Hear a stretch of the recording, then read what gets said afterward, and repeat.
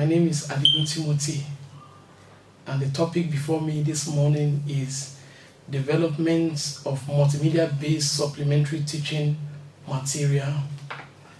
My introduction.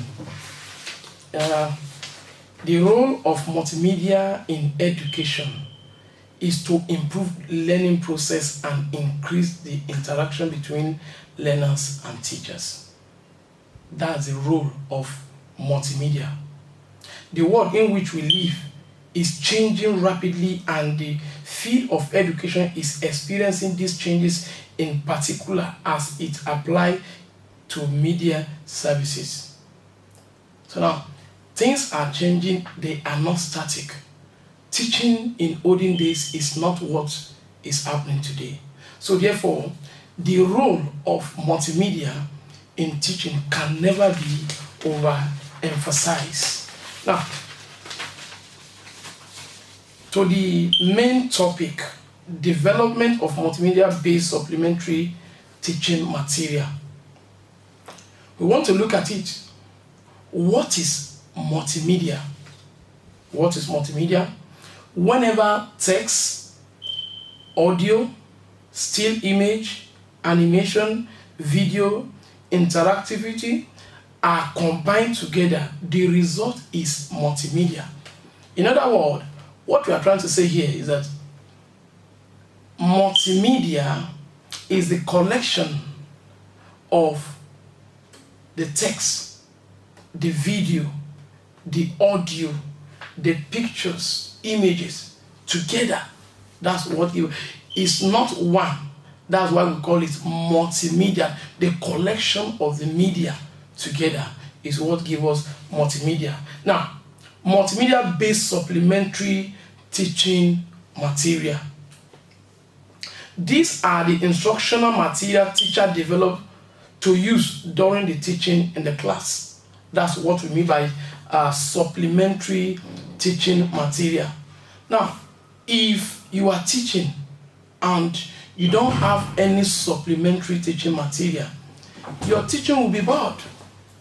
That's number one. Number two, the teaching will be abstract. What do I mean by that? It will be invisible. But when you have what they call supplementary material, it's something they can see, they can touch. So it makes your teaching to be concrete. And there's something about what you see, what you touch. It sends signal to the brain.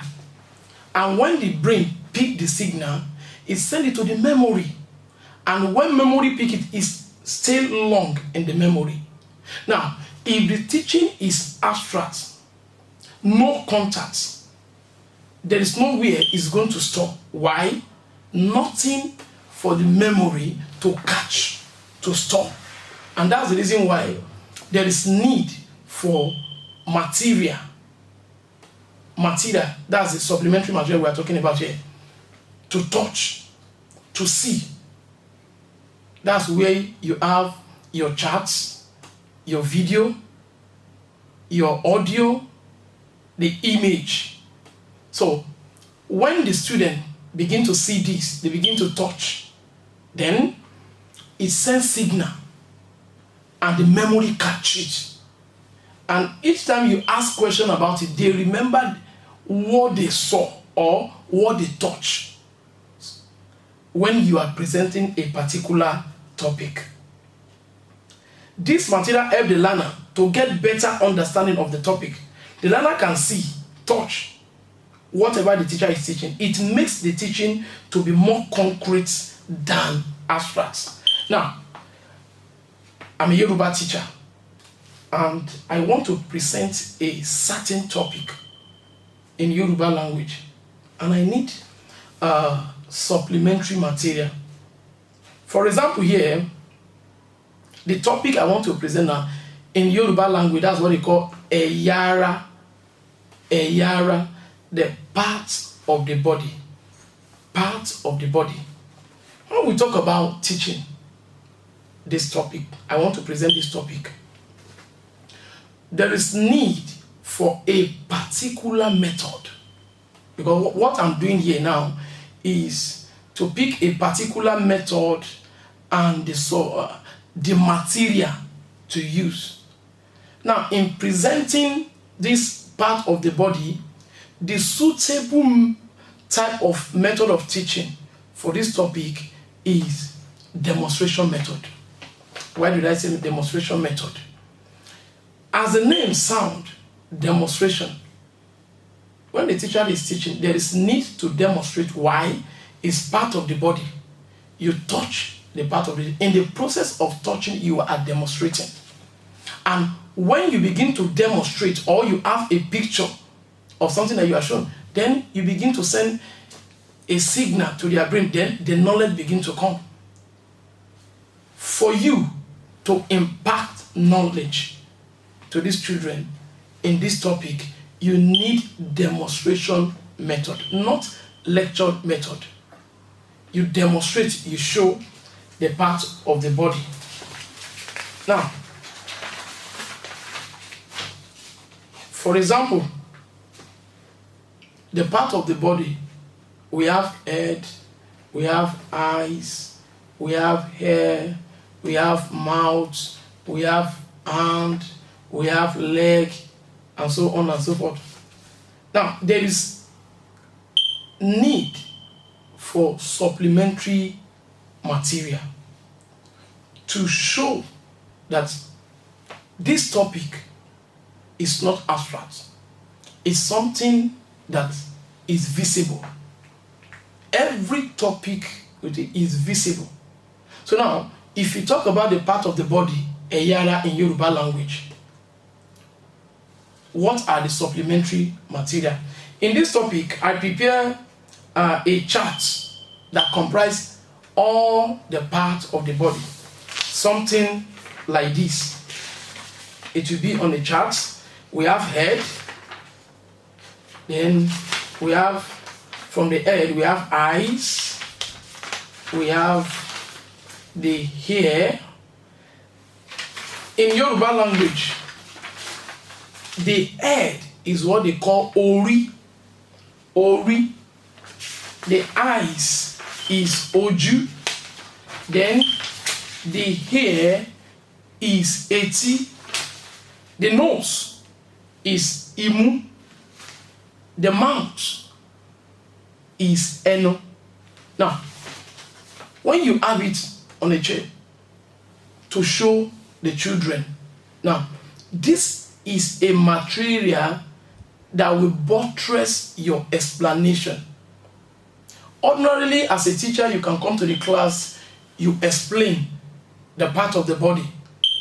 But the supplementary material make it more understandable, and it helps you to impart knowledge. Not every teacher that enter class that impart knowledge. But for you to impart knowledge, there is need for supplementary material. We have different supplementary material. It may be image, it may be video, it may be audio. You see, the topic you are teaching determines the material that you are going to use. Not that, oh, Mr. A is using video, I have to use video. No. The topic you pick determine. In Yoruba language, we have different topic, but it's not the same material you are going to use when you want to deliver the teaching. So the topic determine. Conclusion. Before my conclusion, the chart or picture of the parts of human being that was used here is the multimedia supplementary teaching material. These charts now have shown that during the teaching of this topic, a chart was used to explain the parts of the body. Now, conclusion. Therefore, supplementary material are very important in teaching and learning, especially for the 21st century teachers and learners. You see, in those days, teacher may enter class, just, look at the board and write something on the board, explain, and go out. But in this 21st century, if you do that, you have not impacted knowledge. Why? The children, they are 21st century children. They are not like the olden days again. So if you are using the old method to impart knowledge, you won't be able to impart the knowledge, because they are used to what they call multimedia already.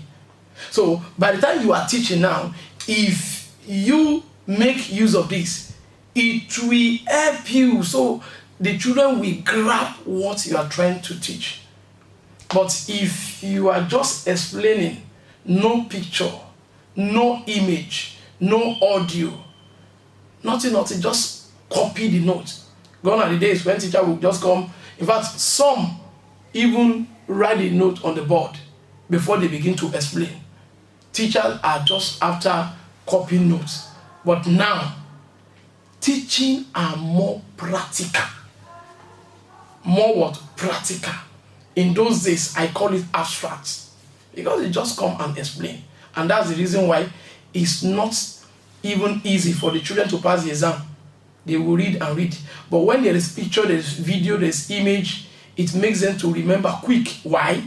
Something has been saved in their memory. Something has saved. They pick what they see. In seeing, anytime your eyes open, you are seeing something, it sends signal to your brain. It picks something. And when it picks something, it's sending it through the brain to the memory. And that's the reason why the thing that you have seen for so many years, seeing it today again, you can still recognize it. Why? Because of that signal. So that's the reason why it's good to use supplementary material. For you to impart knowledge to the learner today, there is need for supplementary material. Or what I just try to work on today is how to develop our supplementary material. I've said the topic determine the material, not just anyhow material. You want to develop your material, check your topic first. At times, the topic I've already give you a guideline of what you need to do for the children to understand. Thank you.